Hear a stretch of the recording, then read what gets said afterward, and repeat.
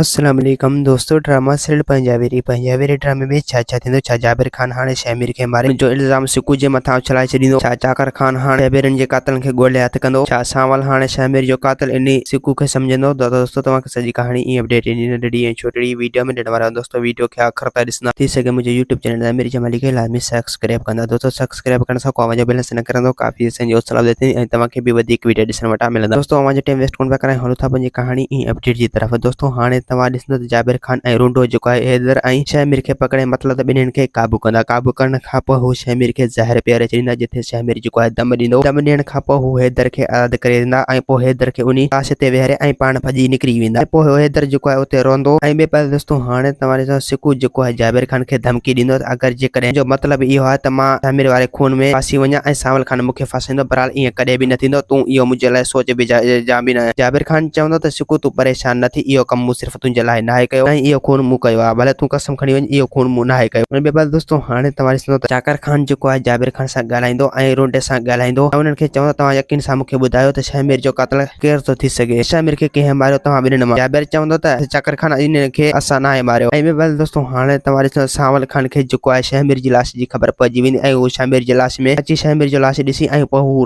रोई रहंदो। पोइ हू लाश खणी वञी दफ़न कंदो। दफ़न करण खां पोइ उन जा होश ख़ता थी वेंदा। जाबिर खान अहिड़ो त कमीनो आहे जो इल्ज़ाम सिकू जे मथां इथलाए छॾींदो ऐं पोइ सावल खान जेको आहे शामिर जो कातिल जेको आहे सिकू खे समझंदो। मतिलबु सावल हाणे तमामु जल्द इन सिकू खे ॾोही समझी ऐं सिकू खे मारण जी कोशिश कंदो। ऐं ॿिए पासे दोस्तों हाणे तव्हां ॾिसंदो रूंडो सावल खान खे ईअं त टंडा ॾींदो जो सावल खान हमेशह लाइ सिकू जो दुश्मन थी पवंदो ऐं सिकू ऐं सावल खान पाण में हमेशह लाइ दुश्मन थी पवंदा, छो जो इन्हनि में जाबिर खान जो हथ आहे। ऐं ॿिए पासे दोस्तों हाणे तव्हां ॾिसंदो त हसीना बेगम जेको आहे कासिम जी मदद कंदो ऐं कासिम खे चवंदो त हिकु चकर तुंहिंजे 5 लख ॾियां थी, आईंदा मूं मथां कॾहिं बि भरोसो न कजांइ। दोस्तों उम्मीद है कहानी आई हूंदव के पसंदि असांखे ॾींदा हाणे जा त वरी तव्हां सां मिलंदासीं के नई वीडियो में। जेसीं मुंहिंजो ख्यालु रखना। खुदा हाफ़िज़।